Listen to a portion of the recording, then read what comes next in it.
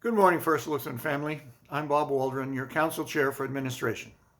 Over the last 3 weeks, most of you have heard from Bruce, Sherry, and Jenny, and received your Stepping Forward in Faith letter from Bruce and Pastor Jay.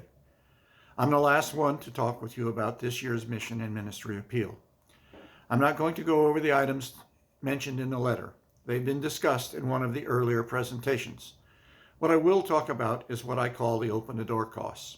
The things that have to be funded to be able to experience church life, even in this strange new environment. For first, let me piggyback on something that Sherry and Jenny mentioned, that feeling of church family. My wife Jenny and I came here 14 years ago as retirees, so our family did not grow up here. But we've taken pleasure in watching some of the children grow into confident youth and young adults. We've enjoyed seeing Michael Mitchum become a skilled musician, playing the violin and providing wonderful music during services. And Allie Kinlaw becoming more self-assured as a reader during service, starting as a preteen. Now I take joy in looking in the sports page to see how well she is doing as a cross-country runner in the state. It also gives me that warm, fuzzy feeling to hear Grace Previtt vocalize in service, knowing that everyone is pleased to have her join her extended family. Lastly, I was proud to see one of my father figures, Al Lacra, be recognized by the people of France for his service during World War II. I cannot understand how those guys were able to strap on their airplane day after day, knowing that the chances were pretty good that they might not return. Thanks for allowing me this digression, but I thought I would add a little context to our family home. We have basically two types of open the door costs, staff and facilities. I'm going to concentrate my comments on facilities. We have the same kind of issues here that we all have at home: utilities, maintenance, and repairs. The difference is the scale.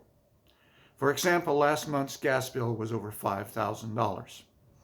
And we recently had to replace a motor on one of the 10 air conditioning units for the new building. That cost was $6,000. Speaking of the new building, it's now 12 years old. It's getting to the point where things will be breaking more often. They will be reaching their average life expectancy. The older end of the building is 52 years old, with an archaic heating and air conditioning system that uses pneumatic controls that was state-of-the-art. That air system controls the valves that allow the hot or cold water to flow to the air handlers that push the air, heating and cooling that part of the building. It's difficult and expensive to find parts for repairs just to keep the system operating. And some of you in the traditional service today may have noticed that there are some missing tiles in the parlor and the narthex area. We've developed a roof leak. And as is usual, Murphy's Law is preeminent. The warranty ran out in November. And the damaged tiles are no longer available either. So the replacements will have to be taken from a less traveled area of the church. We also have to take care of the grounds outside the building. None of us likes to see any of our stately, beautiful trees come down, but they, like us, are getting older and running into issues with disease or have been damaged by the weather. We have a few that need to be removed soon so that they don't fall on the building and cause even greater loss. All of this is to say that notwithstanding inflation and normal price increases, our facility maintenance costs will probably be going to increase.